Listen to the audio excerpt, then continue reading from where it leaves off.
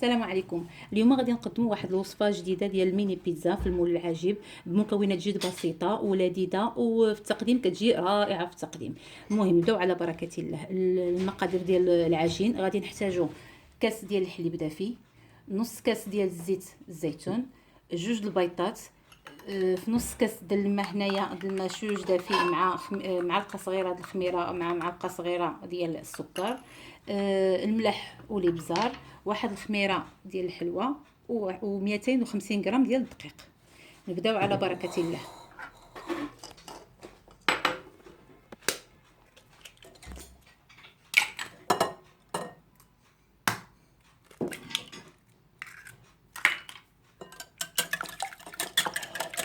خدمه مزيان طيبات.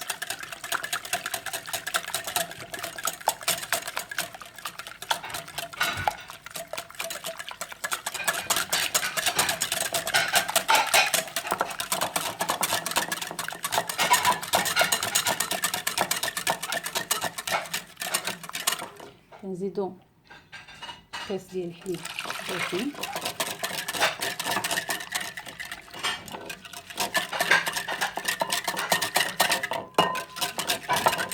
كنزيدو نص كاس ديال الزيت، كنزيدو دانون بلا سكر، دانون طبيعي،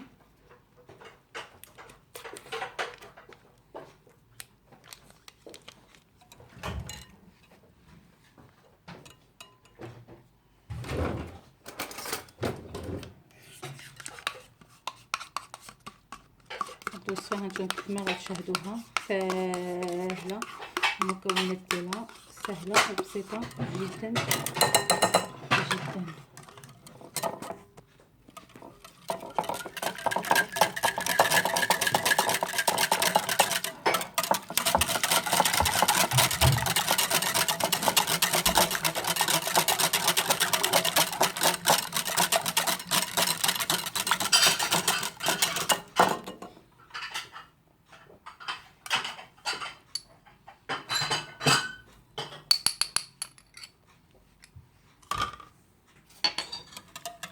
نضيفو الملح والابزار، دائما مزيان. كنضيفو الخميره، السكر، الماء، حتى هما خليناهم كيذوبوا واحد 3 دقائق حتى 5 دقائق باش كيساويو.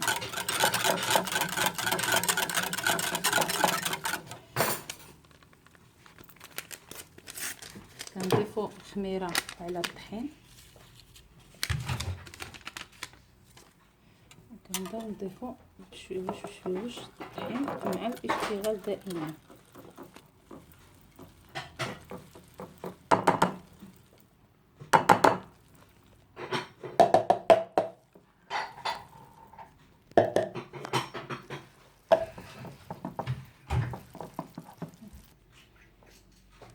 من بعد ما خدمناها مزيان، هانتوما كتشوفوا الشكل النهائي ديالها، ها هي. كنخليوها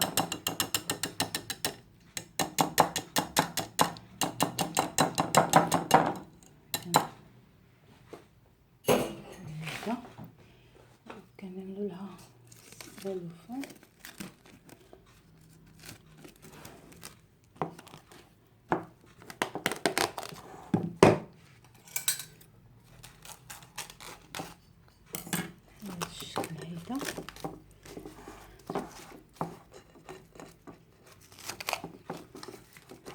هذا الشكل هذا، وكنخليوها كتخمر لمده 4 ساعات، ولا كان الجو بارد لمده 20 دقيقه.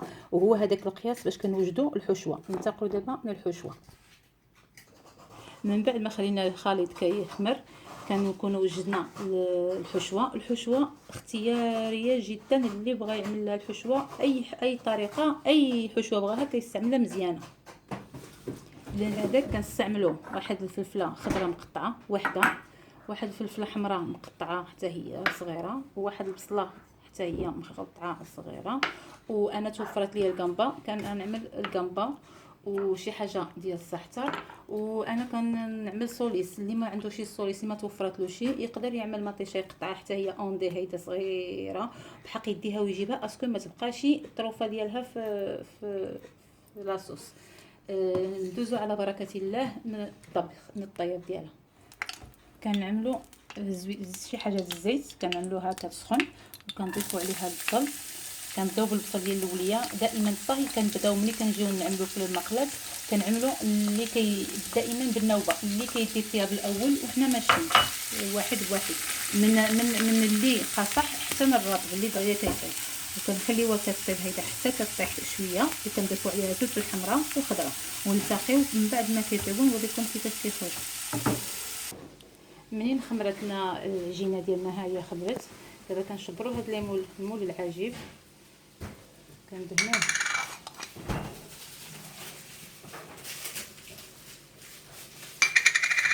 الزبده والطحين بحال اللي كنعرفوا. انا غنوريكم كيفاش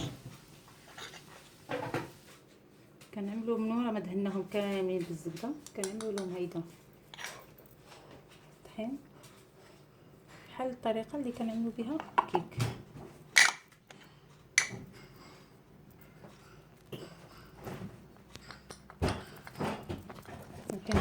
نكملوا هادشي حتى كنساليو لي مول ديالنا. من بعد ما خمرت لنا العجين ديالنا كنزولوا له السلوفان وما كنخلطوش ديريكتومون. كنعملوا هيدا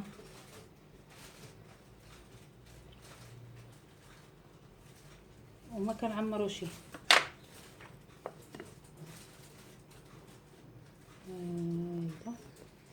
حتى كنكملوهم كاملين.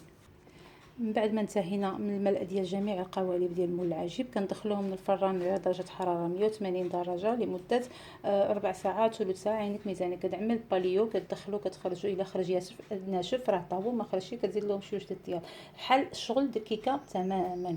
نلتقيو من بعد هادشي نكملوا نعملوا الحشوه.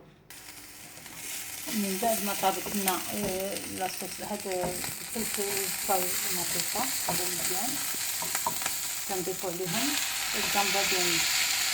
كتقدروا تعملوا الا بغيتوا تنوعوا هاد الوصفه هذه كتقدروا تشبروا هاد الفلفل هذه هاد الحشوه هذه اللي عملنا الفلفل والبصل بانواعه كتشبروا كتعملوهم تقسموا الحشوه على جوج.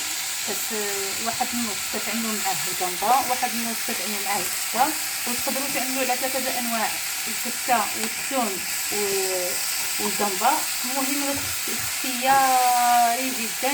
كاين الدجاج على حسب ديال الشاورما، كاين الدجاج اللي كيبقى لنا بايت. ملي كاين الناس اللي كنعرفوا حنايا اللي عندهم وليدات صغار ما كياكلوش الصدر ديال الدجاج كنقدروا هذاك اللي كيشد كنشدوه كنكسوه شويه مزيان وكنعملوه مع الحشوه كيجي لذيذ جدا. ملي كيتخلى هذا الشيء هذا كنزيدوا عليه شي حاجه ديال الملح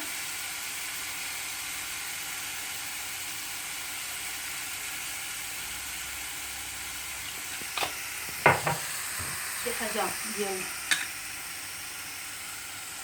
البزار. اللي كيعجبو الحار كيقدر يزيد الحار. انا ما كنقدرش نعمل الحار، عندي العيال صغار ما كياكلوش الحار. انا اليوم شريت هاد الاقامه هذه ديال الحوت ديال السمك، ديال الاقامه ديال السمك كتجي لذيذه مزيونه. تقدروا تجربوهم راه كيتباعوا كما اذا كيتباعوا كيطلقوا واحد اللذه لذيذه.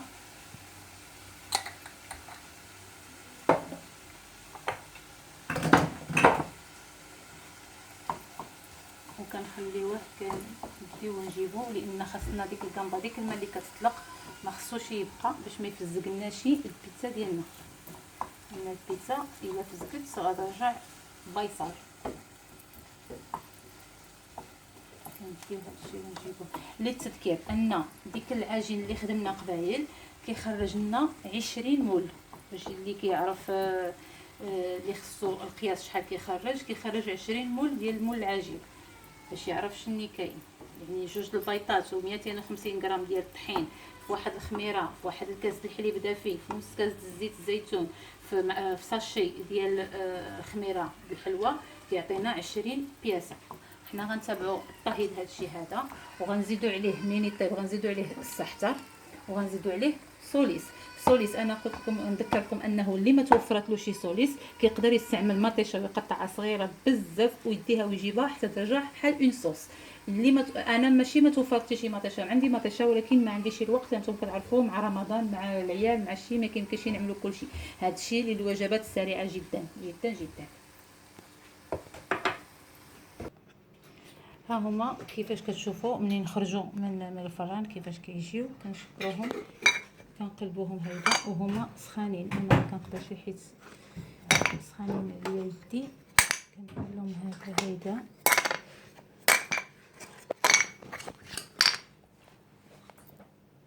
ملي كنقلبوهم هانتوما كتشوفوا كيخرجوا بحال هيدا. انا عندي واحد الطريقه كنستعملها بالحق ماشي اجباريه في الوصفه. انا كنشبر كنعمل الموتزاريلا هي في القاع هنايا بحال اللي كتشوفوا هيدا. هانتوما كتشوفوا كنعمل الموتزاريلا كامله هيدا، ومن بعد كنبدا نعمل الحشوه ديالنا اللي هي هذه.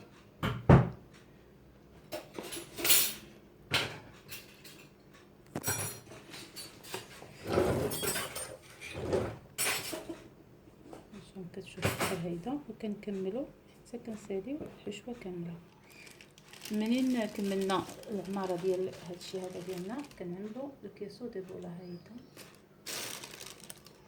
وهيدا وانسي دو سويت حتى كنكملوا للاخر. منين كملنا عملنا الكيسو دي بولا هيدا كنشبروا كنزينوا بالزيتون.